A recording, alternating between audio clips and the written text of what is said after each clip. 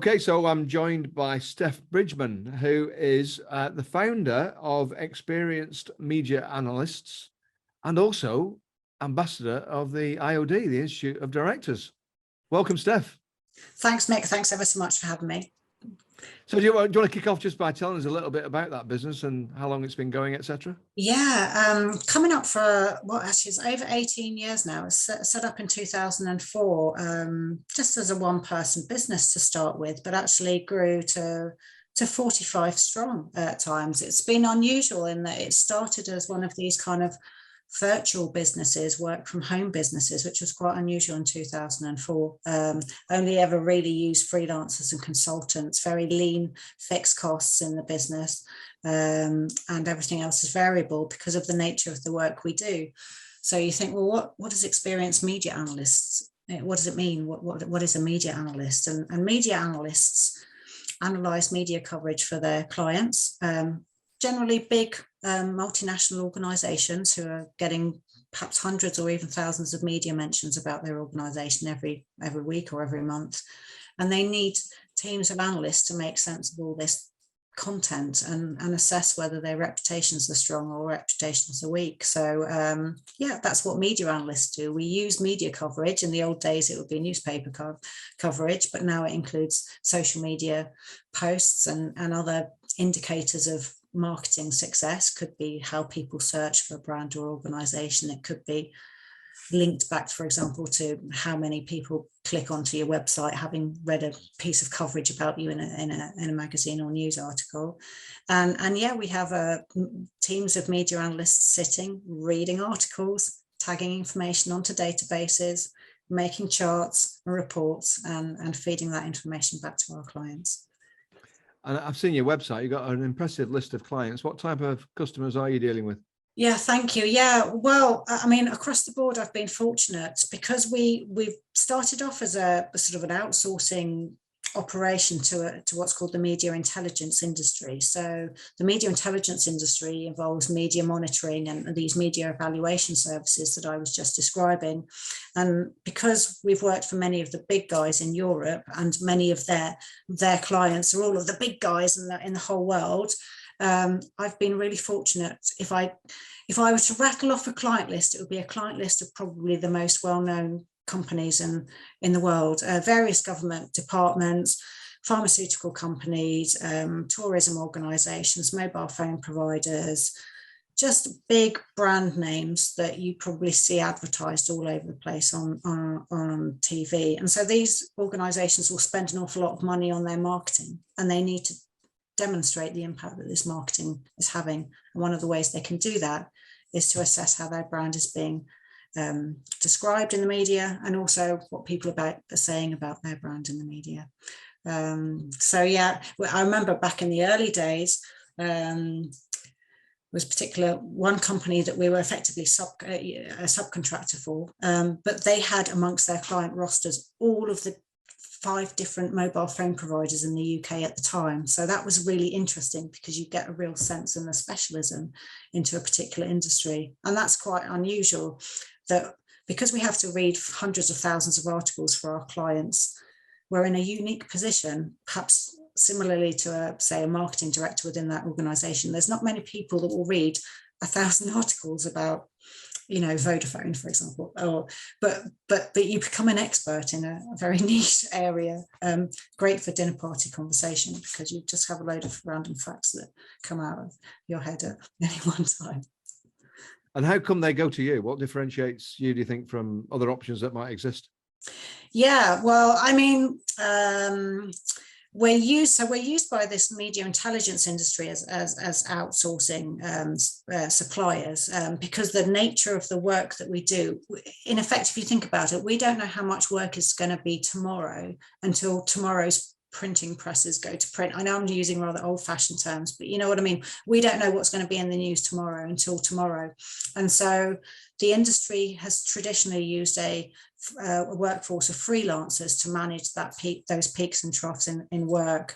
And so we've the industry has found our services very useful because of that freelance model and because of the experience that my particular freelance team have.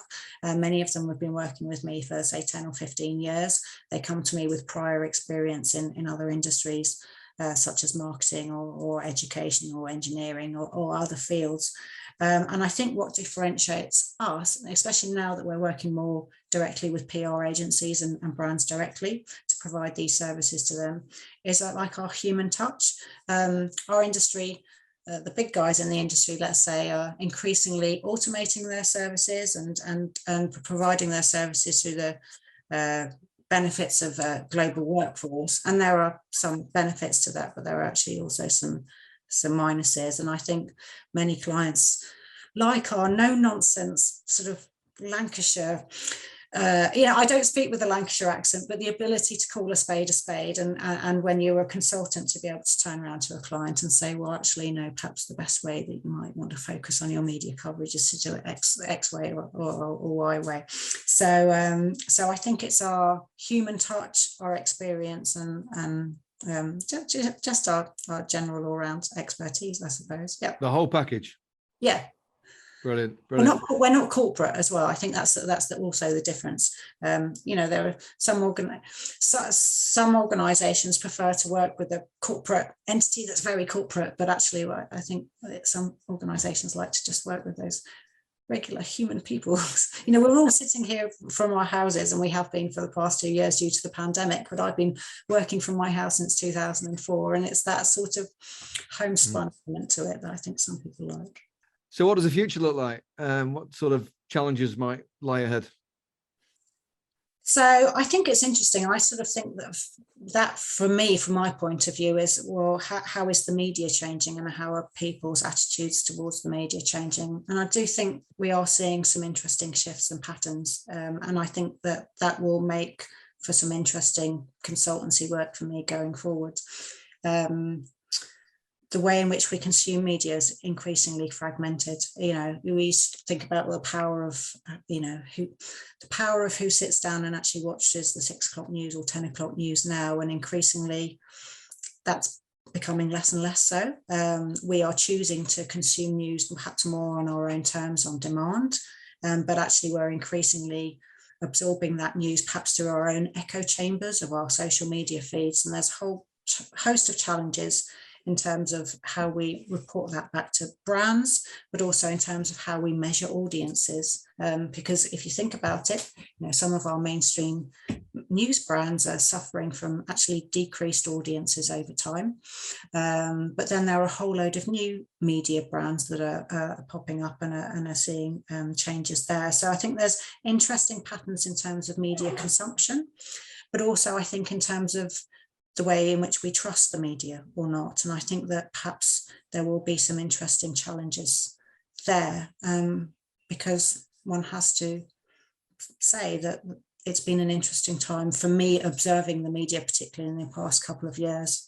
I have felt there has been a certain one-sided element to certain narratives, and I don't know whether everybody else is awake to this or not, but I think that's been a very interesting part of what I've noticed in the past couple of years, and I think that that's going to be an interesting topic to continue to focus on in the coming years. And what about for the business? What do you see the future looking like for your business? Well, just we continue to grow and continue to augment our offer. So as the consultants that support my business continue to become more experienced, we're able to provide more, let's say, higher scale consultancy offerings to our clients. We've got some great people on our team with excellent data visualization skills, for example, some great language skills, so we're able to work on an international basis for our clients. We're doing some really beautiful report working. I'm doing a lot more training because I'm involved with my trade. Well, you mentioned the IOD, which we might mention in a minute, but I'm also on the board of my trade association, which is called AMEC. And for them, I helped to produce some training materials. So it's been about, I suppose, for the business, marketing ourselves more, getting onto more of a global stage there through the use of getting involved with trade associations and how that can help augment one's own personal and corporate brand, and how one can give back to one's professional communities there. So I think that that's an interesting area where things are focusing on. And if you had the wish to change one thing over that period of time, knowing what you now know, what would that be? I think it's ultimately, I think the business kind of grew and evolved from a one-person organization to a many-person organization almost accidentally.